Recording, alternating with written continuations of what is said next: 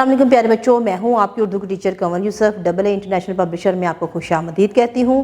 ہم ہیں اردو کی جماعت پنجم میں۔ آج کا جو اگلا ٹاپک ہے ہمارا وہ ہے جائزہ نمبر 2۔ جتنے بھی سابقہ سبق ہم لوگوں نے پڑھے، آج ہم ان کا جائزہ دیکھیں گے کہ ہمیں سبق کے بارے میں کتنی معلومات حاصل ہوئی اور ان کی مشق حل کرنے تک ہماری کتنی رسائی ہو چکی ہے۔ تو کتاب کھولیں تاکہ ہم اپنا جائزہ نمبر 2 شروع کر سکیں۔ جائزہ نمبر 2، زبانی اظہار۔ نمبر 1، دی گئی عبارت توجہ سے سنیں اور سوالات کے جوابات دیں۔ ڈاکٹر رت فاؤ جرمنی میں پیدا ہونے والی رحم دل لڑکی نے انسانیت کی جو خدمت کی اس کی مثال نہیں ملتی۔ پاکستان میں جذام کے مریضوں کا علاج اور دیکھ بھال کرنے کی وجہ سے وہ پاکستان کی مدر ٹریزا کہلائیں۔ ان کی خدمات کے صلے میں ملنے والے اعزازات کی فہرست بہت طویل ہے۔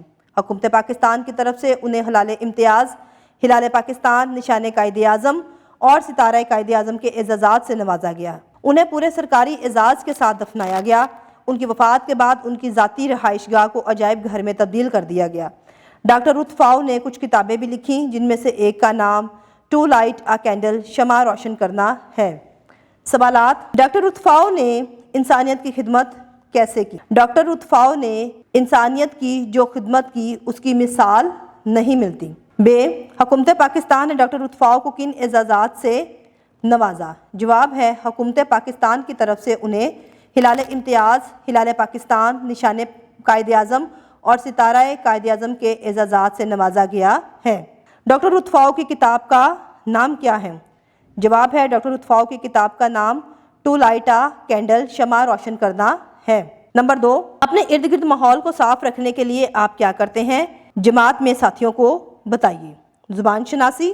نمبر 3، دیے گئے جملوں میں درست جگہ پر کوسین کی علامت لگا کر جملے دوبارہ لکھیں۔ الف، خالد کے والد جو ڈاکٹر ہیں نے میرا بہت اچھا علاج کیا۔ تو جو کے ارد گرد آپ نے کوسین لگانے ہیں۔ شاہد چچا جنہیں سیاحت کا بہت شوق ہے کل ہنزا سے واپس آئے۔ جنہیں کے گرد کوسین کے علامت آپ نے لگانی ہے۔ نمبر 4، غلط جملوں کی درستی۔ عورت یہ سن کر ہکی بکی رہ گئی۔ عورت یہ سن کر ہکا بکا رہ گئی۔ میں نے سالن کے ساتھ روٹی کھائی۔ میں نے سالن اور روٹی کھائی۔ یہ لڑکی اچھی گاتی ہے۔ درست ہے، یہ لڑکی اچھا گاتی ہے۔ ماسٹر صاحب نے حکم کیا۔ درست ہے، ماسٹر صاحب نے حکم دیا۔ میں نے آج لاہور جانا ہے۔ درست ہے، مجھے آج لاہور جانا ہے۔ تخلیقی لکھائی۔ دیے گئے محاورات کو اپنے جملوں میں استعمال کریں۔ آسمان سے باتیں کرنا، آنکھیں بند ہونا، پانی پانی ہونا، آنکھیں دکھانا اور پھول نہ سمانا۔ تو پیارے بچوں، ان محاورات کو آپ نے اپنے جملوں میں تحریر کرنا ہے۔ جی تو پیارے بچوں، آج ہم نے سبق جائزہ نمبر 2 دیکھا جس میں ہم نے سابقہ جو اسباق پڑھے ان کی مدد سے ہم نے مختلف سوالات کو حل کرنے کی پریکٹس کی۔